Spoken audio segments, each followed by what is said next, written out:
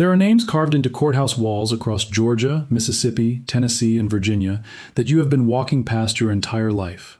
They appear on marble war memorials and bronze plaques anchored to brick facades in town squares from Savannah to Memphis, and they surface in church cemeteries where the oldest stones go back to the 1700s, names worn thin by 2.5 centuries of reign.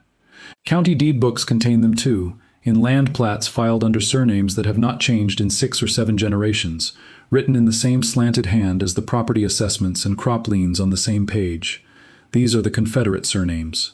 Not only the names of generals whose portraits hang in state capitol rotundas, though those names appear in the record too, but the surnames of ordinary Southern families who sent their sons to fight between 1861 and 1865 and who came home to a changed country carrying the same names they had always carried, though by then those names meant something different in the official record the state would keep about them going forward.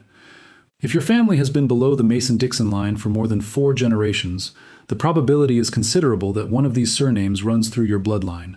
It may be the name you grew up with, the name on the deeds your grandparents signed, the name your mother handed down without commentary as though surnames were simply facts of nature rather than genealogical records with their own migration histories and their own silences built in. What most families with these names have never been told is that the Confederate surname traveled through the South along channels that the official family story does not contain and was never designed to explain.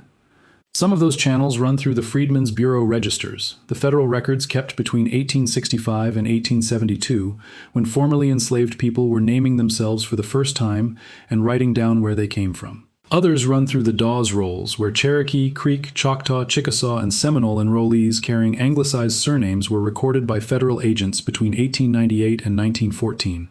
Still others run through census entries where the same family surname appears under different racial classifications in consecutive decades, in different counties, and sometimes in the same county with a different clerk's notation in the column marked color. The DNA studies conducted on Southern family lines over the past 2 decades return results that the family histories do not account for. Haplogroup patterns that should not appear in families with exclusively British Protestant ancestry appear with measurable frequency. Percentages of ancestry that the official genealogical record has no room for keep surfacing in commercial DNA results across the region, generation after generation, in a genome that cannot adjust its output to match what the family was told. If you're enjoying this story so far, don't forget to hit the like button and subscribe. Drop a comment telling me where in the world you're watching from. I love hearing from you. To understand why these surnames appear where they do and in the populations they appear in, you have to go back further than the Civil War. The surnames on Southern war memorials did not originate in Georgia or Alabama or Mississippi.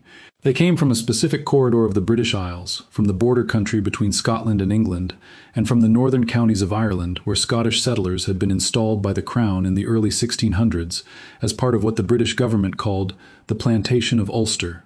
Surnames like Gordon, Stewart, Jackson, Armstrong, Graham, Wilson, and Campbell had been common on the Scottish border for 3 centuries before they arrived in the American South.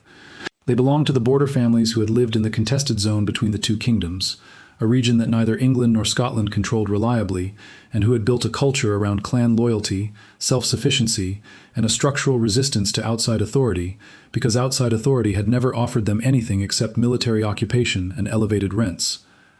When the Crown moved those families to Ulster beginning in 1610, the intention was to use them as a settlement force to hold the northern counties against the Catholic Irish population that had resisted English rule for generations. The Scots accepted the terms because the Ulster land was available, and their situation in the border country had become untenable after the union of the English and Scottish crowns removed the border's political significance without addressing the economic devastation that a century of intermittent warfare had left in the region. They did not integrate with the native Irish population. They kept their surnames, their Presbyterian faith, and the cultural orientation of the siege. The century they spent in Ulster between 1610 and 1715, surrounded by a resentful native population and managed by a British government that used them as a buffer and then raised their rents and restricted their trade once the buffer had done its work, produced what historians of the period describe as a version of the border culture that had been compressed by sustained pressure into something harder, more mobile, and more hostile to institutional authority than anything the Scottish borderlands had produced before it. When the Ulster migration to America began in earnest after 1717, the ships arrived primarily in Philadelphia. The Scots-Irish who disembarked found the established English colonial population unwilling to accommodate their numbers and directing them south and west along the wagon roads that ran through the Shenandoah Valley into Virginia, North Carolina, Tennessee, and Kentucky. The Scots-Irish moved along those roads with apparent readiness, because the Appalachian Mountains looked like the borderlands, and the hollows looked like the country around Antrim and Londonderry, and because the frontier meant land without a landlord, and land without a landlord was what they had crossed the Atlantic to find. Between 1720 and 1775, they pushed the boundary of white settlement further south and west than any other colonial population had taken it. They built log cabins in terrain that the English planters of the coastal tidewater considered uninhabitable, planted corn, distilled whiskey in quantities that alarmed the colonial governments that had sent them to the frontier, and left their surnames in county records across the Appalachian corridor that are still in those records today, still legible in the deed books and muster rolls and church registers that survived the Civil War. The Cherokee census conducted in 1835, the last enumeration of the tribe before the removal order was enforced, lists over 16,000 Cherokee individuals across the nation's territory in present-day Georgia, Tennessee, North Carolina, and Alabama. Among those enumerated, families bearing surnames like Rogers, Ross, Hicks, Vann, and Ward appear in Cherokee district records alongside the Scots-Irish origin names that had entered the Cherokee Nation through the trading relationships of the previous century. The removal that followed in 1838 and 1839 displaced those families westward along what Cherokee oral tradition would call the Trail Where They Cried, into the Indian Territory that would eventually become Oklahoma, and the surnames went with them. When the Civil War came 2 decades later, and the Scots-Irish Appalachian counties that had been the origin point for those same surnames produced Confederate soldiers by the thousands, the name on the Confederate muster roll and the name on the Cherokee removal record had a common genealogical point of origin that neither document had any procedure for acknowledging. The official record had divided a single family tree between 2 separate classification systems and produced 2 separate sets of paper. The frontier the Scots-Irish settled was the boundary of the Cherokee, Creek, and Choctaw nations. The contact between those settlers and the Native American communities they pressed against was not purely military, though it was frequently violent and produced territorial losses documented in a series of treaties that the Cherokee and Creek had no effective means of enforcing. It was also economic. Scots-Irish traders entered Cherokee territory under colonial licenses as early as 1720, moving into the interior to exchange manufactured goods and firearms for deerskins and furs that the coastal merchants needed for the Atlantic markets. Those traders formed sustained relationships with Cherokee women. Their children, who carried the trader's surname, were raised inside Cherokee communities and held Cherokee citizenship under the tribal rules of the period, which determined citizenship through the mother's line.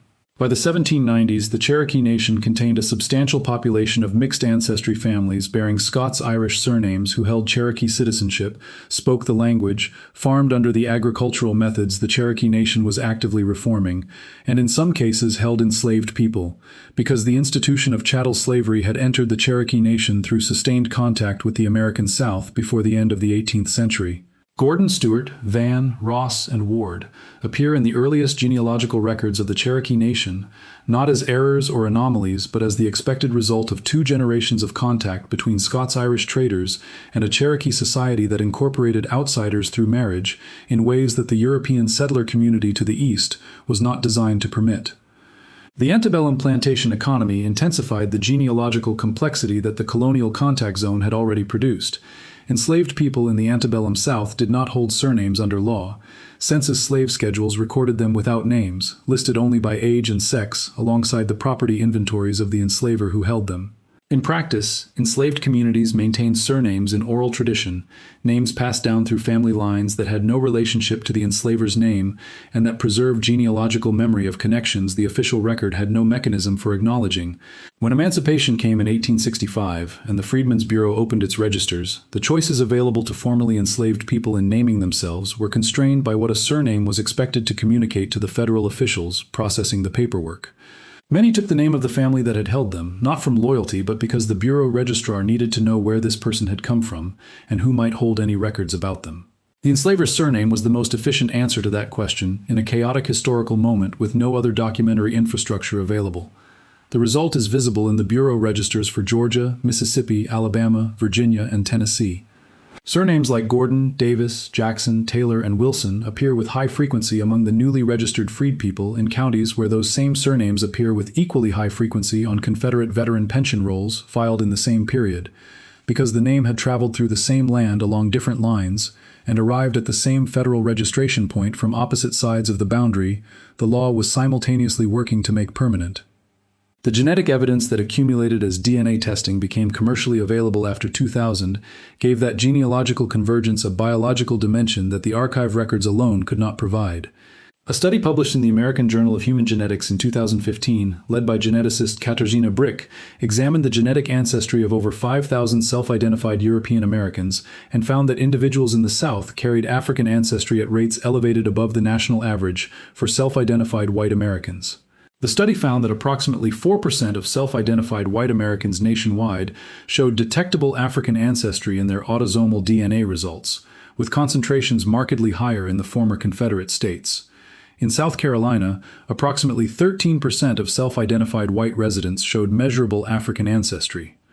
The Y chromosome data supporting those findings showed haplogroup E1b1a, the branch most associated with sub-Saharan African populations, appearing in male lines whose paper trail showed exclusively British Protestant ancestry extending to the 1700s. The male line carried a Scots-Irish border surname at the top of the genealogical tree. The Y chromosome carried a haplogroup that had no place in the British Isles ancestry the family believed it held. The Native American genetic signal in the same southern population follows a different pattern. Mitochondrial haplogroups A, B, C, and D, the four lineages most consistently associated with the ancestral population that crossed the Bering Land Bridge and populated the Americas over 12,000 years ago, appear in the mitochondrial DNA of women from southern families whose paper trail shows no Native American ancestry after the early 1800s. The mitochondrial line passes through the mother, and the signal in those results traces the female ancestry of families the census has listed as white for 5 or 6 consecutive generations. The female ancestor who carried that mitochondrial haplogroup into the family line did so during the period of the colonial contact zone, when Scots-Irish traders were forming families with Cherokee and Creek women in the interior of the southern Appalachian corridor, and when the children of those families moved back and forth across a boundary that the racial classification systems of later decades would make considerably harder to cross. The paper trail stopped following those lines when families had reason to stop acknowledging them. The mitochondrial record continued passing the signal forward, indifferent to the census entries being made above it. The commercial DNA testing companies that process results from Southern families have observed, in aggregate data that some have published and others noted in internal research, that customers whose surnames are heavily represented in Confederate military records consistently return elevated rates of unexpected ancestry relative to national averages for self-identified European Americans. The elevation clusters in specific surname groups that are also the surname groups most heavily represented in the Freedmen's Bureau registers and in the contested and withdrawn Dawes roll applications from the early 1900s. Genealogists working with large volumes of DNA results from the region have begun using that pattern as a preliminary screening indicator when deciding which county archives to examine first in a new case, because the DNA cluster and the archive cluster tend to occur in the same counties, and the county is often the first genealogical coordinate the family itself can no longer confidently supply. What this body of evidence shows, taken together, is a genealogical record assembled in pieces by different federal agencies at different historical moments, and never designed to be read as a single continuous document. The Confederate muster roll, the Freedmen's Bureau register, the Dawes roll, and the commercial DNA result from a family carrying one of these surnames form a single account when aligned by chronology. They describe the same surnames moving through the same geographic territory across 250 years, passing through populations that the official history required to be treated as entirely separate. The question the DNA result forces into the open is which part of that record the family was given access to, and which part was filed in an archive the family was never told existed, or in a county the family had not returned to since someone decided, sometime before the 1910 census, that returning was no longer advisable. If you're hooked on this story, make sure to subscribe and turn on notifications so you never miss an upload. Your support means everything and helps me bring you more emotional stories like this one. The mechanism that caused those records to diverge so completely was not simply social custom, though social custom reinforced it at every level, from the family Bible to the county courthouse. It was statute. Virginia's Racial Integrity Act of 1924 established that any person with ancestry from any non-white population was to be classified as colored in all vital records, and it assigned responsibility for classification and verification to the State Bureau of Vital Statistics. Walter Plecker, who served as registrar of that bureau from its founding in 1912 until his retirement in 1946, conducted the Act's enforcement as a sustained research and correspondence campaign. He maintained files on specific surnames he identified as associated with families he believed were misclassifying themselves as white, and he wrote directly to county clerks across Virginia instructing them to reclassify birth certificates and death certificates filed under those names. The surnames appearing most frequently in his enforcement files are precisely the surnames that appear in the genealogical corridor between Scots-Irish settlement and the mixed ancestry communities that had formed along that corridor over 2 centuries. They are also surnames that appear on Confederate muster rolls from those same Virginia counties. Plecker's correspondence files, which survive in the Virginia State Archives, contain letters he wrote between 1912 and 1946 to officials in counties across Virginia's Piedmont and Blue Ridge regions, directing specific reclassification actions against families bearing names that appear in those same regions' Confederate muster rolls. The families he targeted were not classified as Cherokee or African American in any official record then available. They were families whose lineage, traced back through the genealogical corridor of the colonial period, connected to the contact zone where Scots-Irish settlement and Native American territory had overlapped in the 1700s. Plecker read those genealogical threads as evidence of non-white ancestry that the census had failed to record accurately, and he acted on that reading with the full administrative authority of the State Bureau of Vital Statistics. A family carrying one of these surnames in 1925 faced a legal environment in which its racial classification could be reviewed, challenged, and altered by a state official acting under statutory authority. On the basis of genealogical research, the family had no right to review or contest. The families that chose to leave rather than engage that process took their surnames north and west into states where Plecker's office held no jurisdiction.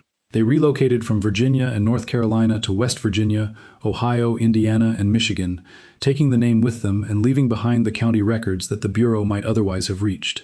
The gap that relocation created in the Virginia record, a family appearing in continuous census entries through 1920 and then ceasing to appear in any Virginia document thereafter, is one of the markers that researchers working with this period have learned to treat as genealogically significant. The surname did not stop. The family stopped returning to the place where its earlier history was legible. The Cherokee connection to the Confederate surname runs through a corridor of the record that the standard Civil War account rarely contains. The Cherokee Nation was divided in 1861 as the American Union was divided, with one faction under Principal Chief John Ross seeking neutrality before eventually aligning with the Union, and another faction led by Stand Watie entering a formal alliance with the Confederate States of America. Watie, a mixed-heritage Cherokee leader whose family carried a surname of German origin, raised troops that fought under Confederate command throughout the Indian Territory and into Kansas and Missouri. He was commissioned a brigadier general in the Confederate Army and holds the documented distinction of being the last Confederate general officer to formally surrender, laying down his commission on the 23rd of June 1865, more than 2 months after Lee signed at Appomattox Courthouse. The Cherokee families who had allied with the Confederacy and who had held enslaved people under Cherokee law faced a particular situation in the Reconstruction period. The treaties Washington imposed on the 5 civilized tribes, as a condition of renewed federal recognition, required those nations to extend citizenship to the formerly enslaved people they had held in bondage. The enrollment process that followed, conducted by the Dawes Commission between 1898 and 1914, produced one of the most genealogically complex documents to emerge from the post-war South. The Dawes rolls list Cherokee citizens by blood and Cherokee freed people in separate enrollment categories, but the surnames across both categories overlap at a rate that reflects the shared genealogical history of the two populations. A Gordon or a Stewart or a Wilson listed as a Cherokee citizen by blood, and a Gordon or a Stewart or a Wilson listed as a Cherokee freed person, may both descend from the same Scots-Irish trader who entered the Cherokee Nation a century before the Civil War, whose children went different directions when the racial classification systems of the post-war South began assigning permanent categories to lineages that had previously been more fluid. The surname survived both directions. The families carrying it in those 2 separate columns of the Dawes roll were not always aware that a common origin existed, or that the federal enrollment document they were each submitting to separately was a shared piece of genealogical evidence pointing toward the same person. The Dawes roll in its final form enrolled over 40,000 individuals across the 5 civilized tribes between 1898 and 1914. A significant number of those enrollments were contested, appealed, or withdrawn before the rolls closed, and the contested application files in the National Archives contain a notably high proportion of applicants bearing anglicized surnames that also appear in the Confederate military record from the same region of the South. Each withdrawal represents a family standing at a federal enrollment desk and making a genealogical decision the official record would not retain as a decision. The file was closed, the application was annotated, and the family went back into the census under whatever designation it had been carrying before the enrollment opened. The accounts that genealogists working in Southern County archives have assembled over the past 4 decades return to a recognizable pattern. An elderly woman, typically the oldest surviving member of a family line, said something about the family's genealogical situation before she died that went unrecorded for years. A cousin retained it, or a grandchild, or a neighbor who had been present, and eventually the account reached a county historical society collection, or a genealogical newsletter, or a DNA testing forum where family members compare results and work to reconstruct what the paper trail failed to preserve. These accounts carry a specific texture that genealogists have learned to distinguish from family legend. They contain details that stories passed down for emotional or narrative purposes tend not to include: the name of a specific county, a specific census year, the spelling of a surname as it appeared in a state the family had not lived in for 2 generations, the year of a particular document's filing, and the precise generational relationship between the speaker's parent and the individual being described. The detail carries the weight of actual memory rather than reconstruction. A genealogical society newsletter from Rowan County, North Carolina, published in 1978, preserves the account of a woman born in the 1880s who told her granddaughter in the year of her death, 1964, that the family's surname had appeared on a Cherokee enrollment application that her own father had withdrawn before it was processed. She placed the event at the turn of the century. She said her father had concluded that the family's position in the census was more secure without the enrollment on record, and that opening a Dawes Commission file would create complications the family could not afford to manage. The granddaughter who recorded the account in 1978 had no access to the National Archives records that held the Dawes Commission files, and no means of verifying whether a withdrawn application existed. A genealogist working with those archives in the 1990s found a withdrawn Dawes Roll application under the same surname, filed in 1902 with the Cherokee Nation, annotated in the federal record as withdrawn at the applicant's request in 1903. The county of origin listed in the application matched the county named in the 1964 oral account. The generational relationship the woman had described in her final year matched the relationship visible in the application itself. The surname on the withdrawn application appeared on Confederate muster rolls from Rowan County for the years 1861 through 1865. In the 1910 census, the family appeared as white, with no notation of any prior classification. The woman who had spoken to her granddaughter in 1964 was born before 1910. She held personal memory of what the family's genealogical situation had been before the decision was made, in the first decade of the 20th century, to withdraw the enrollment application and put distance between the family history and the census classification it intended to hold going forward. The oral account preserved in a county newsletter and the archive record in a federal filing confirmed each other across 60 years and 3 separate document sets. Neither had been assembled with the other in mind. They had simply preserved the same facts by different means, waiting for someone to place them beside each other. Similar accounts appear in genealogical collections from Tennessee, Georgia, and Kentucky from the same post-war decades, and they carry a structural feature that researchers have noted consistently. The account is preserved not in the main family line but in a collateral branch, told by an individual old enough to hold personal memory of the moment the family's genealogical situation was reconsidered, and who retained that memory for decades before anyone with the tools to verify it came looking. By the time the account reaches a genealogical collection, the person who held it is dead or very elderly, and the documentation that might confirm or complicate what was said has been in a federal archive for 60 or 80 years, untouched. The verification process, when it succeeds, requires aligning a county historical society record from the 1970s or 80s with a National Archives filing from the turn of the century and a commercial DNA result from the present. When those 3 documents agree with each other, what they produce is not a resolved question, but a fuller picture of what the official record was designed to contain and what it was not equipped to handle.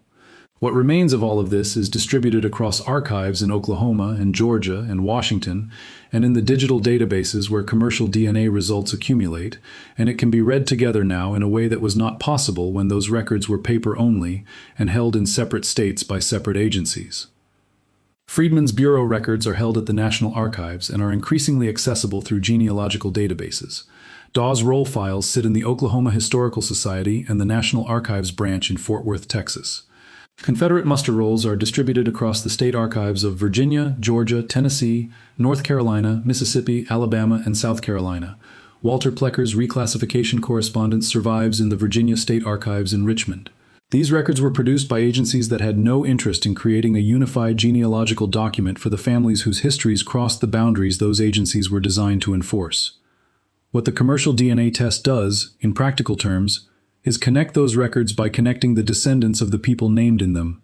A result that comes back with an unexpected ancestry percentage carries a genealogical address embedded in it, a coordinate in the record that points toward a specific contact zone, a specific period, and a specific set of archives that the family may never have had occasion to examine.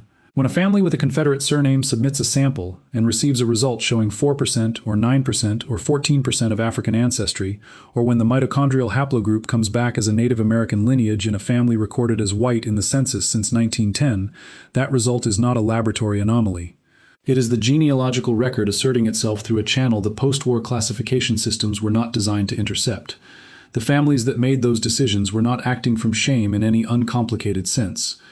They were navigating a legal and social environment in which the gap between what the family knew itself to be and what the official record permitted it to claim carried real consequences for land ownership, school enrollment, military classification, marriage law, and the basic legal capacity to appear in a courthouse and have a claim heard.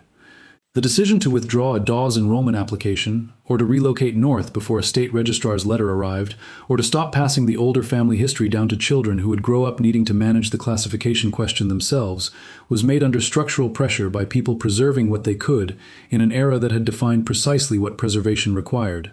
What those decisions also preserved, without intending to, was the genome. The Y chromosome does not weigh the legal environment. The mitochondrial line does not decide what the census entry should say. The courts that enforced those laws and the clerks who implemented them were not the final authors of those families' genealogical record, whatever authority they believed they held over it. The surname on the courthouse wall connects to a history longer and more complex than any single marble plaque can hold. The courthouse wall is one stop in a record that passes through the plantation economy, through the Cherokee Nation contact zone, through the Ulster settlement, and through the Scottish borderlands, traveling through multiple populations at the same time, passing the name forward along lines that the racial classification systems of the South spent 60 years trying to render permanently separate. The genome was not asked whether those lines were separate. It carried what it received, indifferently, across every census year and every reclassification notice, and every family decision to put distance between the surname and the part of its history that was no longer safe to hold. The archive confirms what the DNA already shows. The record has always been there. It has simply been waiting for someone to read all of it at once. Thank you so much for watching until the end. If you loved this story, check out the other videos on your screen now. I think you'll really enjoy them. And don't forget to subscribe if you haven't already. See you in the next story.